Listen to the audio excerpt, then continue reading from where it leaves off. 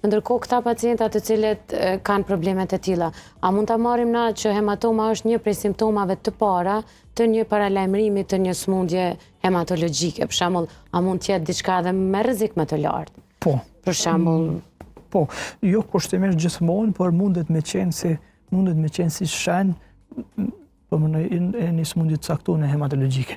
Domethënë, paraqitja e hematomave t'jep një sinjal që me u hulumtu tutje. Ka ardhe mandej, thash prej ardhja mundet me qenë e ndryshme. Mundet me qenë hematologjike, mundet me qenë edhe prej sëmundjeve trona hematologjike. Aty realisht kanë herë sëmundjet e rënda hematologjike përfshirë dhe leukemin akute, që është një prej sëmundjeve më të rënda, jo vetëm hematologjike, por mundet me manifestu me numër të ulun, trombocite fatkeqësisht dhe me hematoma, ndryshime lëkurë dhe me gjakderdhje, qoftë nga hunda, qoftë nga gingiva që i themi ne nga dhëmbët, nga pjesa gingivo ragji bjen gjakderdhje, domethënë dhe mirë është me u hulumtu, sigurisht që kur paraqiten hematoma pa arsye, do në më hulumtu. Patjetër. Por le ta marrin si sinjal të paktën. Si sinjal patjetër. Ndoshta s'është asgjë, po mund të jetë edhe deri në leukemi. Për shembull, në raste të rralla, por mirë është me hulumtu. Dhe mendoj që është më e drejtë dhe më e udhës që kur ka ndryshime nëpër lëkurë, kur ka hematoma nëpër lëkurë, më së pari me u përjashtu aspekti hematologjik. Kur përjashtohet aspekti hematologjik, gjitha tjerat janë më të lehta dhe më të menaxhueshme.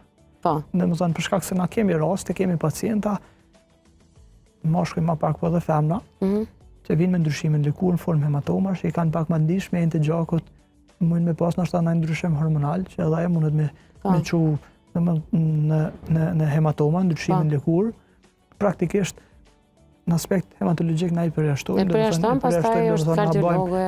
Domethënë kryesisht thash, pasyrë e gjakut, strishu i gjakut periferik, domethënë në strishu i gjakut periferik për me qenë më korrekt me pacienta i bjen me marr pak gjak, me vendos në gjam, me i po qelizat me sy, me mikroskop këtë rast, me interpretu numri trombociteve, se mundet me qenë dhe ndaj numër i ulur pak i trombociteve në hemogram pasyrë gjakut, por me qenë mjaftueshëm në burim, në periferi kur e merr dhe e shef me mikroskop, i sheh rruzat e kuqe, një që në pasyrë gjakut i shef dhe aty.